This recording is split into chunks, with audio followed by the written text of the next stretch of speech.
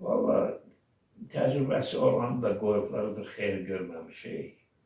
Yenibəyimlə yaxşı tanıyıram. Yəni belə yaxın dostluğumuz yoxdur. Mən divar qonşuyum.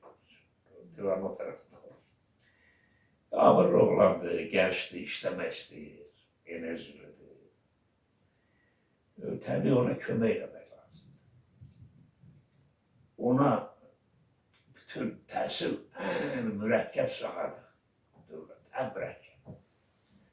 Ən geniş şəbəkələr olan. Sən hansı təhsil nazirindən soruşsan ki, sənin nə qədər obyektin var, ömründə onu deyə bilməz. Çünki o qədər sayı var. Bunun peşə məktəbləri var, orta məktəbləri, texnik var, institutlar, təsəvvür etsən. Böyük şəbəkədir. Yaxşı bunu veribsiniz, bu adamı idarə eləsin. Və bu birisine de akademiyanda gətirib yüklədiniz. Ən böyük səhv odur. Yəni Emin bəy təhsildə nə isə eləyə bilərdi. Eləmək də istəyirdi. Amma bu akademiyada buna yükləmək, bu artıq bu demək ki, həm elmin, həm də təhsilin belini qırır. Psixoloji bir şeydir orada. Cavan oğlandır.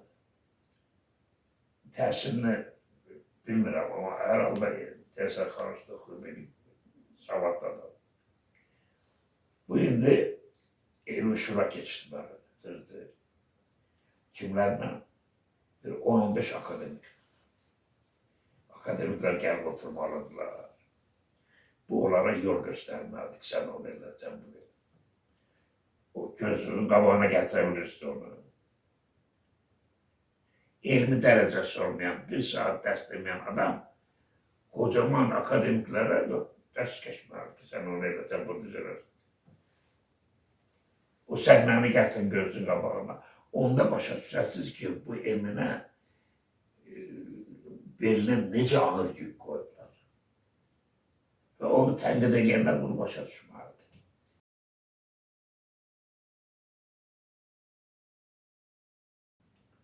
Mən bu fikirlə razı deyiləm, qəti razı deyiləm. Biz də uşaq olmuşuq, gənc olmuşuq. Bizim yaşadığımız o dövrlə indiki dövrü müqayisə edəndə dağlar qədər fərq var, dağlar qədər. İndikilərin bildiyini biz 10%'ını o vaxt bilmirdik. İndikilər çox şey bilir. Sosial şəbəkələrə baxırlar, əllərində telefon,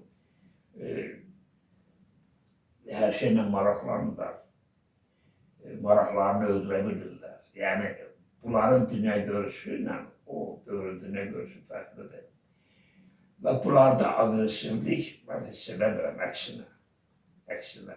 Bunların o dünya görüşü geniş olduğu üçün bunlar topluma daha açıqdırlar. İndi hər yerdə yaramaz olur da. Deyək ki, 100 nəfər içində 3 nəfər yaramaz varsa, bu o 100 nəfəri topluma aiddir. O 3 nəfərin yetişdiyi ailə mühitidir, məhəlləsidir, oxuduğu, deyək ki, sinifdir və s. Harada formalaşır. Bəlkə də dədəsindən genlə gəlir. O 3 nəfərə görə 97 nəfəri qınamaq olmaz.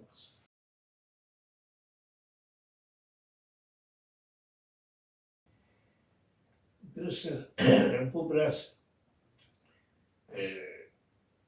intriqalı məsələdir. Mən onun tərəfindəyəm ki, müəllim savadlı olmalıdır.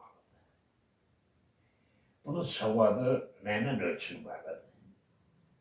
Yenə bayaq dediyim kimi kollektiv və evladı orada oxuyan valideynlər şurası. Mən nazir olanda bir nəfərim gətirdim mavin özümə. Məndən soruşdular ki, rəhmətli Elçibək soruşdu ki, orta məktəb müəllimini niyə gətirsən? Dedim ki, mən yoxlamışam. Bunun məktəbində bütün müəllimlər bundan razıdır. Niyə razıdır? Çünki dərs saatlarını bu adam özü bölmür. çağırır valideynləri. Bəs sən hansı müəllim istəyirsən uşağın o dərsdəsin, deyir Əlini, o birisi deyir Həsəni, bu birisi Hüseyni. Belə-belə valideynlər öz uşaqlarını hansı müəllimə etibar edirlərsə onu seçirlər. Ondan sonra tədris saatı bəlli olur ki, ona 20 saat verirlər, buna 15 saat verirlər. Da burada söz-söhbət olmur. Ədalətli bölgü gelir. Deməli, bu adam neyniyir? Orta məktəb sistemində biz yenilik yaradır. Mən onu gətirirəm ki, orta məktəbdə bu cür yeniliklər yaradır. Məndən sonra da o da çıxartdılar, çıxdı, getdi Fransaya. Nə demək istəyirəm? Bizdə məmurlar təşəbbüs eləməyə qorxurlar. Amma mən bunun əksini düşünürəm. Hər bir adam öz vəzifəsində təşəbbüskar olmalıdır. Madam ki, oturubcan orada, sən nəyi yeniləmək istəməlisən, daha idarə elədiyin sahəni necə irəli aparmalısan, necə inkişaf elətdirməlisən, yollar axtarmalısan.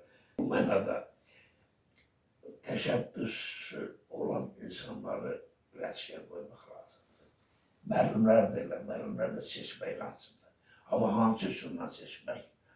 Bugünkü o testdən seçilər, o mexanizmi mən bilmirəm, ona görə dəqiq deyə bilmərəm, düzdür. Amma müəllimlərin seçimini mən genə o köhnə dədə baba qayası ilə valideynlərə həvalə edərdim. Ki, hər valideyn özü seçsin ki, uşağını hansı müəllim dərs verməlidir.